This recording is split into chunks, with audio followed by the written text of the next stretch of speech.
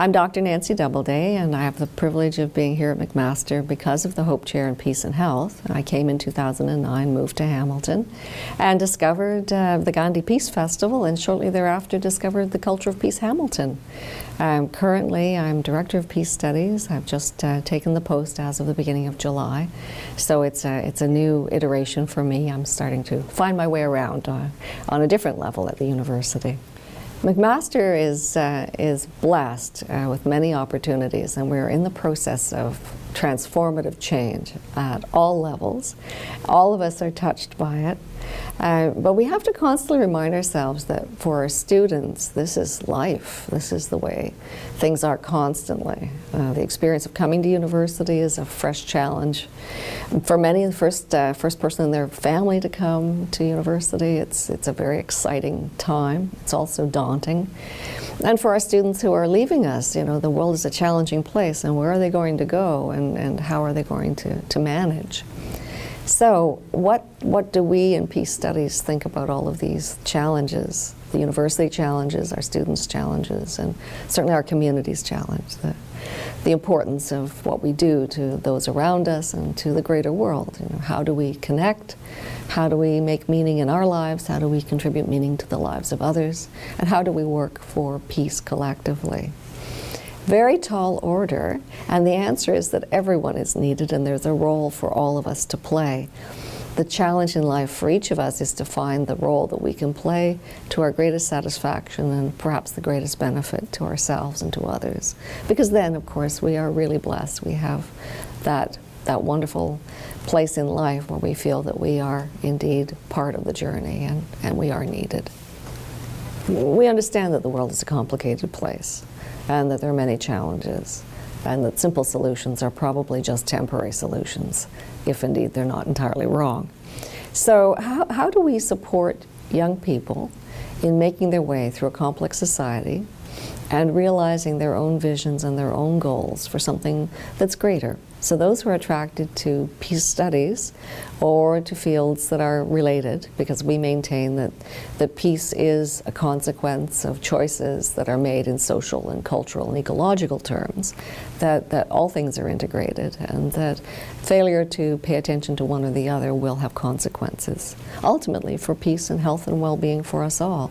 So, with that level of complexity and recognizing that students come to us with some very particular challenges in their lives at times, how do we support them? How do we take ourselves out of the way of the student learner and put ourselves in the position of facilitator and enabler?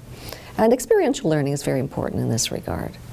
It starts with the premise that the learner and the experience are primary, and that the secondary role is that of the instructor, who serves as a facilitator, supporter, sounding board, enabler of interpretation at the end of it all. And linker, a person who can make connections amongst interesting prospects and open doors, and not tell people what to do, but encourage them to find their way, to have the courage to go forward. When I encountered the Gandhi Peace Festival as a newcomer to Hamilton, I made the determination, even before I was officially signed up, that I was going to be coming to the Gandhi Peace Festival, and I was going to be bringing my first class of students with me. They happened to be a second-year social justice class, and they indeed showed up for the Gandhi Peace Festival. I was in the midst of my move from Ottawa at that time, and I made it in just in time to join the circle and hold hands with the then director as we made a circle of peace and well-being.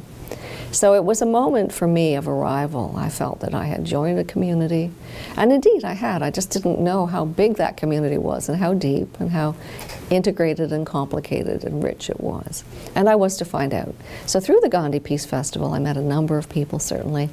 Rama Singh and Bonnie Abauer, our director, I had met previously during the hiring process. I also met Ray Cunnington, who is a long-standing supporter and activist, and Ray was the one who linked me into the Culture of Peace. He invited me to a Culture of Peace luncheon. I then met a number of other people from the community and became aware of all the different dimensions, the social justice and environmental concern, and certainly the issues around health and well-being in Hamilton. All of those things found intersections in the peace community, and I was delighted to become more aware of these things. The next question became, well, how do I convey to my students the richness of the community in the context of peace studies and the opportunities that we might be able to co-create for all, for the students, for the community, for McMaster, and ultimately for peace itself. How do we move forward? And of course, I look to action learning and action research as important paradigms for these kinds of engagements. Right away, it seemed pretty clear that we would have a practicum. We would have a placement.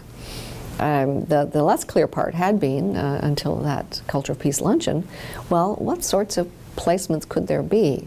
And it was really through meeting Gail Rappold and through her leadership and her insight as a former high school principal with a very dynamic approach to education and her prior experience in mentoring other students, it seemed to me that this was a very promising beginning, that we could perhaps co-create an opportunity here.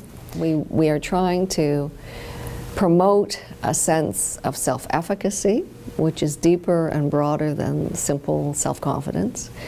Because through learning, through experience, we become conscious of ourselves as agents in life. We become conscious of our capacities to create. And it's that creative dynamic and that creative sense of self that will take us forward to new places. And clearly that's what we need. It's no use repeating our histories if we want to end up somewhere new in the future. Hopefully, somewhere closer to future peace. It's particularly important at this time as we see the transformation of McMaster as a university in the context of the provincial system and the national relationships with the Government of Canada in terms of education and research. It's important for us locally here in humanities at McMaster. We are engaged in the process of transforming the humanities. And for me, I've always maintained, and this is a legacy that I acquired from Anne Bottomer, who was a preeminent human geographer, who went on to lead the International Geographical Union for 4 years. And Anne had a wonderful model of geography. And in her model, because geography is very diverse, in fact, geography is a mother discipline. And in fact, in some sense, it is the archetype for the university. Because something, you can find a way of including virtually everything in geography if you have a mind to do that. And for Anne, it was very interesting because the strength of the physical geography side and its affinity with other sciences, very sort of hardcore bench sciences and field sciences, and then its other side, its social and cultural side, which attempts to make sense of a very complicated, a very messy human world. So bringing these two things together required both science and art, and Anne was very gifted as a communicator and as a scientist and as a humanist. And her model was interesting because it really positioned the human side of geography in the middle and put the rest of the geographies around it.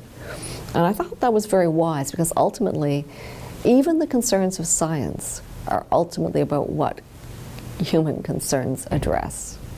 And so it's really all about us ultimately anyway. And if we can acknowledge that and put the humanities at the center, instead of building silos, perhaps we can make a wheel.